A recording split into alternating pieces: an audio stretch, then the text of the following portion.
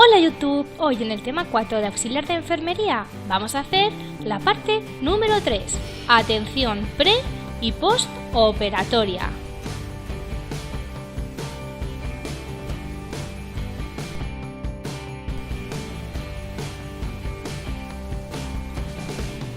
Pasos importantes antes de la operación. Bien, tenemos que hacer las pruebas cruzadas, las pruebas de alergias a medicamentos, profilaxis preoperatoria. El cirujano le explica las características y consecuencias de la cirugía al paciente. Firma del consentimiento informado. Campo operatorio y su rasurado previo. Bien, aunque todas estas no van a ser las mismas para todos los pacientes, ya que hay pacientes que entran de urgencia. Identificar al paciente comprobando los datos que coinciden con la historia clínica, revisar el estado de la cama y vestir adecuadamente al paciente, quitar todo tipo de prótesis, joya y entregarla a un familiar. Comprobar que ha permanecido en ayunas de 8 a 10 horas antes de la intervención. Todos los enfermos, excepto los que presenten problemas urológicos, deben orinar antes de que se les administre la medicación. Se debe administrar la medicación preoperatoria dispuesta por el médico, premedicación. Su finalidad es disminuir el estado de ansiedad del paciente, comprobar las constantes vitales y será el DUE quien lo lleve a cabo. Si el auxiliar de enfermería observa alguna anormalidad, lo pondrá en su conocimiento. Traslado del enfermo al quirófano. Información a la familia acerca de dónde permanecer hasta que el enfermo regrese a la habitación, qué tiempo suele tardar ese tipo de intervención, quién y cómo va a recibir información acerca de la intervención y cómo se encuentra el paciente tras la intervención. Desarrollo de conceptos. Bien. Cuidados preoperatorios al paciente. Toda intervención quirúrgica, por muy pequeña que sea, siempre va precedida de algún tipo de reacción emocional por parte del enfermo o familia. Por ello, es muy importante llevar a cabo una preparación psicológica del mismo, es lo que llamamos psicoprofilaxis preoperatoria. Dicha técnica tiene como objetivo principal reducir la angustia del paciente ante la intervención. Esta reacción puede manifestarse de diferentes maneras y generalmente responde al miedo que se tiene a la muerte, a la anestesia, al desconocimiento, etc.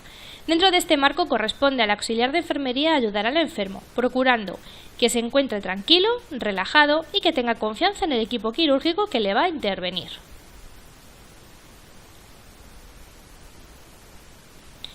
Para que el cirujano pueda operar, se necesita que obtenga la autorización con conocimiento del paciente de forma voluntaria. Dar permiso escrito protege al enfermo contra intervenciones no autorizadas y al cirujano de demandas ante una operación que no se hubiera permitido.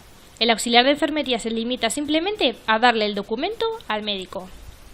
Antes de que el paciente firme la autorización, el cirujano debe señalarle en términos sencillos y claros las características y consecuencias de la cirugía.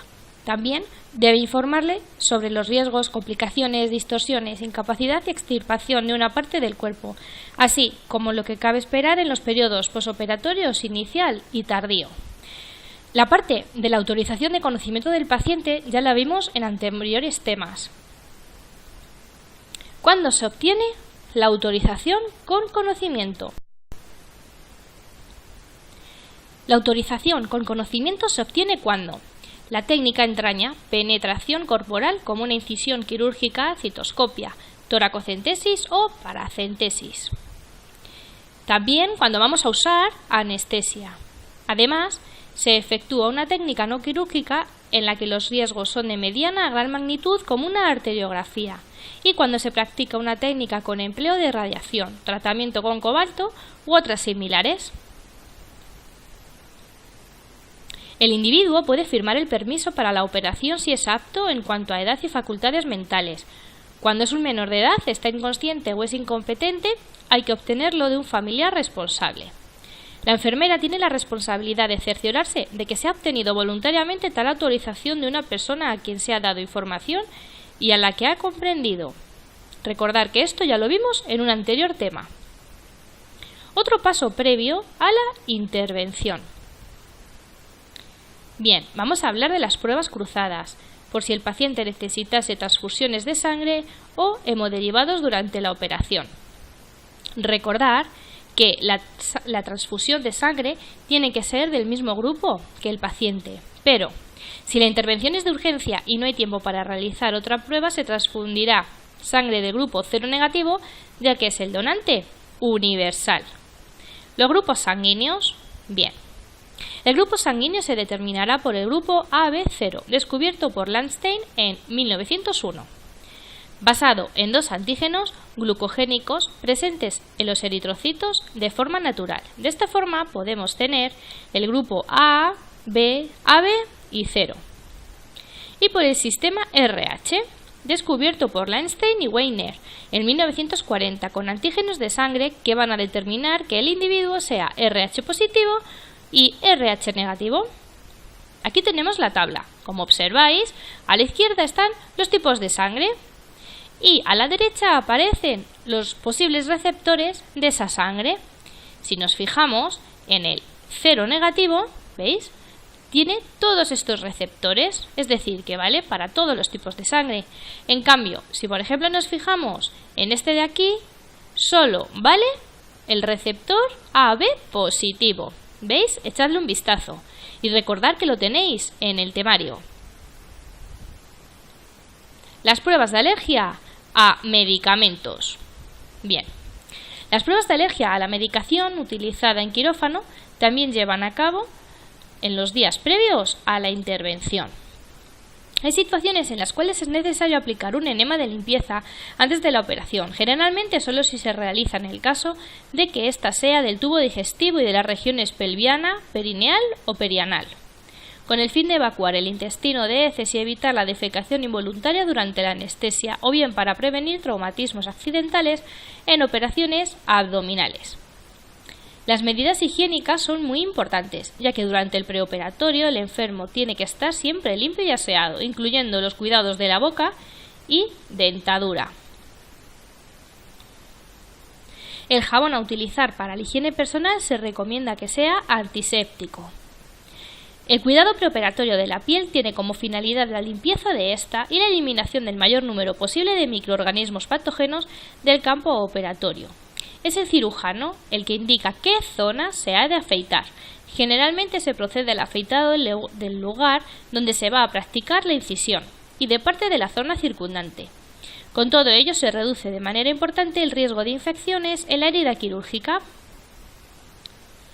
Es misión del técnico en cuidados auxiliares de enfermería la limpieza y rasurado completo del campo operatorio. Bien, vamos a citar y explicar los campos operatorios. Vamos a comenzar por la cirugía de cabeza, que en este tipo de intervención es el cirujano quien debe de indicar la zona a rasurar. La cirugía de mama es la región a preparar, abarca desde la zona umbilical hasta la zona mandibular y desde la línea medio clavicular del pezón sano hasta pasada la línea media posterior. El rasurado abarcará tanto la axila como el brazo afecto hasta el codo. Como en todos los pliegues, debemos de prestar especial atención a la limpieza del pliegue submamario. Cirugía del tórax. El rasurado del lado que va a ser operado abarcará desde la línea vertebral posterior hasta pasada la línea del semicuerpo afecto por delante y desde la clavícula hasta la presta ilíaca. La cirugía de espalda se rasurará toda la zona posterior del cuerpo comprendida entre el nacimiento del pelo en el cuello y la mitad de la zona glútea. Cuando vamos a realizar la cirugía de abdomen, en los hombres se iniciará el rasurado inmediatamente por debajo de los pezones y en las mujeres desde debajo de las mamas. En ambos sexos se prolongará hasta por debajo del pubis y desde una línea axilar anterior hasta la otra. Como ocurrió en el caso de la cirugía de mamas, hay que prestar en este caso especial atención en la limpieza del pliegue inguinal y de la zona umbilical. La cirugía renal. Bien, el rasurado abarcará desde la línea media de la zona anterior del tronco afecto hasta la línea posterior del mismo y se extenderá desde la axila del tronco afecto hasta la zona inguinal. Bien, cirugía vaginal. La zona a rasurar será pubis, labios, periné y toda la zona circundante al recto. En el caso de que el paciente posea vello en gran cantidad, se rasurarán también las caras internas de los muslos, abarcando unos 15 centímetros alrededor de la zona genital. Este tipo de preparación se lleva a cabo en las intervenciones de vagina, vulva, periné, recto y en el parto. Cuando la intervención va a ser del útero, la preparación a llevar a cabo es una combinación de preparación abdominal y vaginal. Cirugía escrotal. Cuando se va a realizar una intervención de recto o de genitales en el hombre, el rasurado será de todo el vello púbico, así como de la zona circundante del recto y de la cara interna de ambos muslos. La cirugía de extremidades. Cuando se va a intervenir una extremidad, caben dos posibilidades: que la zona a intervenir sea una articulación o bien una zona interarticular. En el caso de la primera, el rasurado se prolongará desde la articulación que se encuentra por encima de la afecta hasta la que se encuentre por debajo de la afecta, mientras que, en el caso de la segunda, el rasurado se extenderá hasta un poco por encima de la articulación superior y un poco por debajo de la articulación inferior. Técnica del rasurado. Bien, vamos a hablar de los materiales. Para efectuar el rasurado se necesita el siguiente material: guantes desechables, batea, esponja, compresa o gasa, jabón, maquinilla de afeitar desechable, palangana con agua caliente, toallas, empapadores, esparadrapo ancho, tijeras o rasuradora eléctrica en caso necesario. El procedimiento es el siguiente: preparar el material, lavado de manos y empleo de guantes, explicar al paciente el procedimiento a realizar, colocar al paciente en función de la zona a rasurar, respetar la intimidad del paciente y aislarlo del entorno si fuera necesario. La zona a rasurar debe estar limpia, en caso contrario se debe lavar con agua y jabón. En intervenciones de neurocirugía, cuando el cabello sea largo, recortar previamente con tijeras. El rasurado debe efectuarse en el sentido de crecimiento del vello, es decir, nunca se debe rasurar a contrapelo para evitar cortes y lesiones cutáneas. Para evitar que queden restos de pelo en la campa del paciente, es conveniente colocar empapadores, sabanillas o toallas.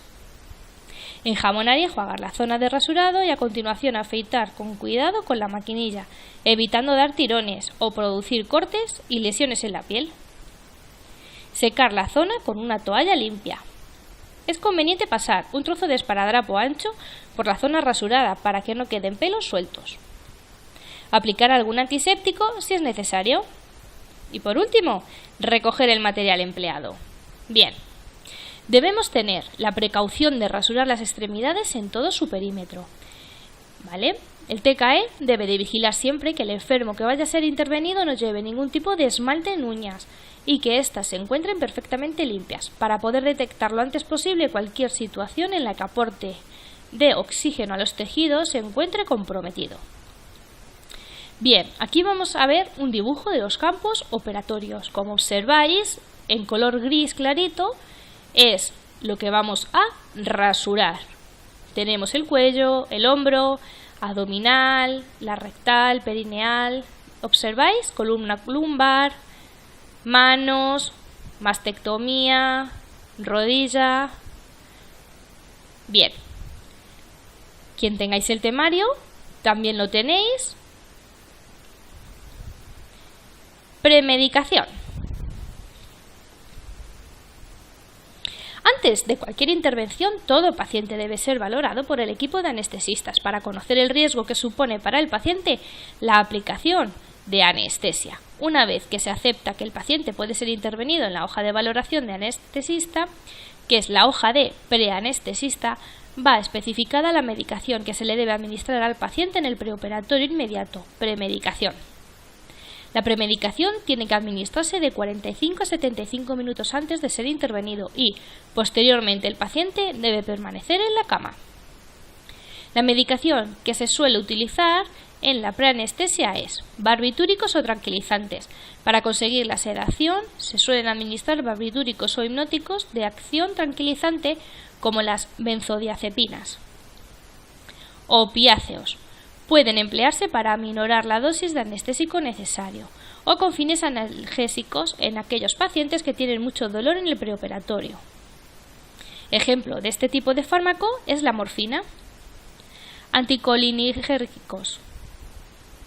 Se emplean fundamentalmente con 3 finalidades. 1. Disminuir la cantidad de secreciones de las vías aéreas. 2. Inhibir la producción de secreciones previstas con la inducción de la anestesia y la intubación. 3. Combatir la braquicardia que aparece como consecuencia de la anestesia. Dentro de este grupo se encuadra la atropina. Y la antibioterapia. Se utiliza como medida preventiva cuando se prevé contaminación bacteriana o en pacientes a los que se le va a colocar algún tipo de prótesis. Cuidados posoperatorio del paciente. El cuidado inmediato.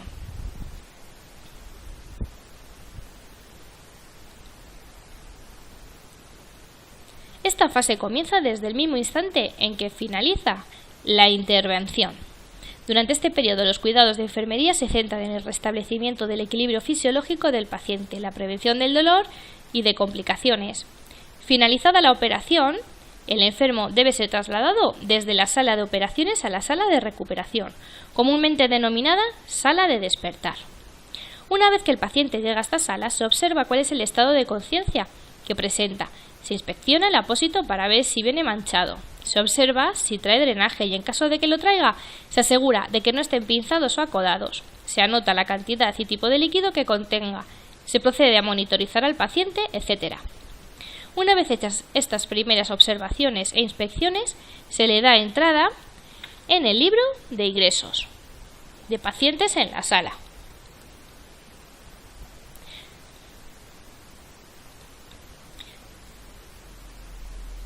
Durante el tiempo que permanece en esta sala se llevará una vigilancia estrecha de las constantes vitales, de los drenajes del apósito, del dolor, del estado de conciencia y del estado de la piel, para poder detectar a tiempo cualquier complicación que pueda surgir.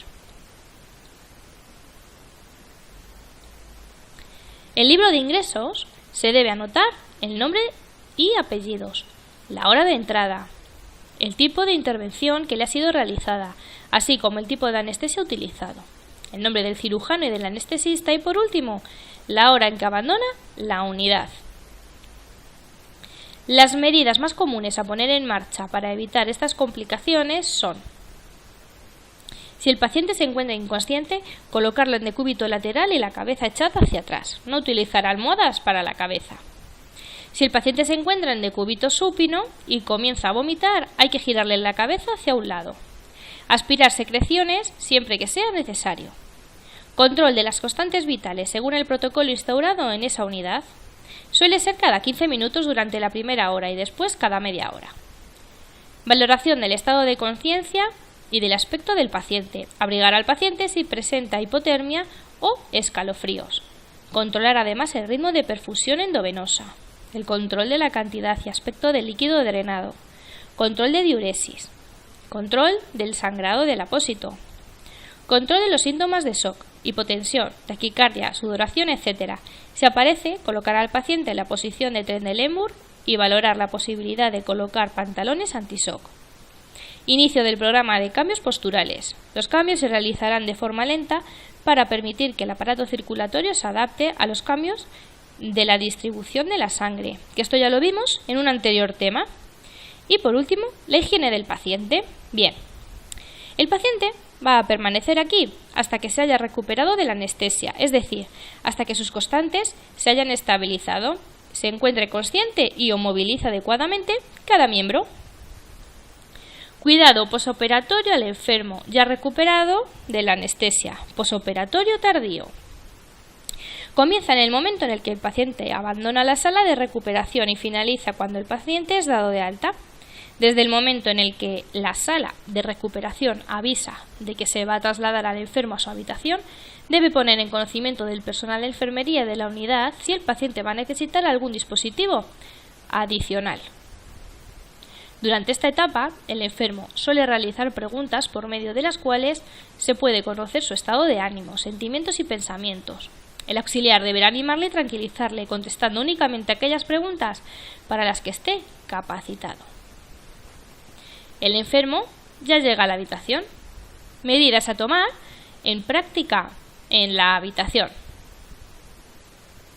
Realizar cambios posturales con frecuencia, esta vez cada 2 horas. Si no está contraindicado, Con esto contribuiremos a prevenir la aparición de complicaciones pulmonares y de úlceras por presión. Sustituir la ropa de la cama y del enfermo por otra ropa limpia, siempre que sea necesario. Continuar con las mismas medidas puestas en marcha en la sala de recuperación, aunque la toma de constantes se realizará a intervalos de tiempo mayores.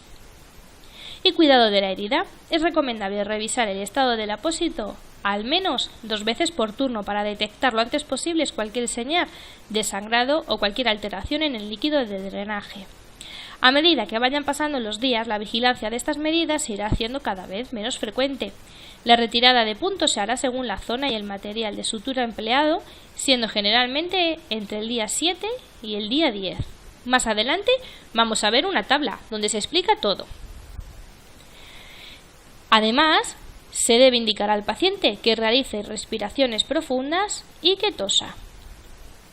La dieta que en un principio tiene prescrita el paciente es absoluta, pero se le permite refrescar la boca para así calmar la sensación de sed que tiene.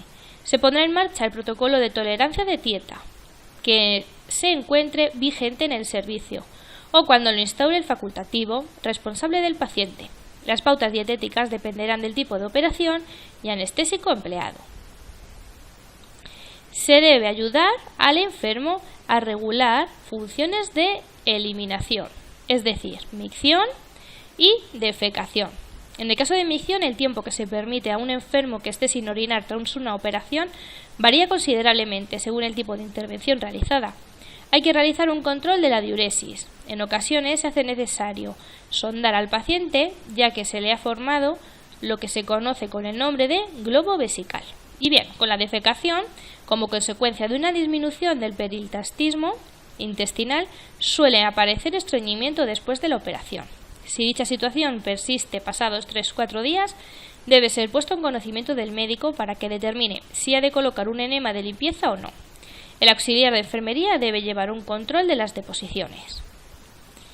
Deambulación posoperatoria temprana. Por regla general, pasadas 24-48 horas de la intervención, se permite la deambulación del paciente. Durante estos primeros momentos, el auxiliar de enfermería debe acompañar al paciente y prestarle apoyo físico y moral. Cuando la deambulación temprana no sea posible por las condiciones del paciente, se debe iniciar lo más rápido posible la puesta en marcha de ejercicios activo-pasivos para mejorar la circulación y prevenir la posible aparición del anquilosamiento de las extremidades, a la vez que se contribuye al restablecimiento de las funciones orgánicas del paciente.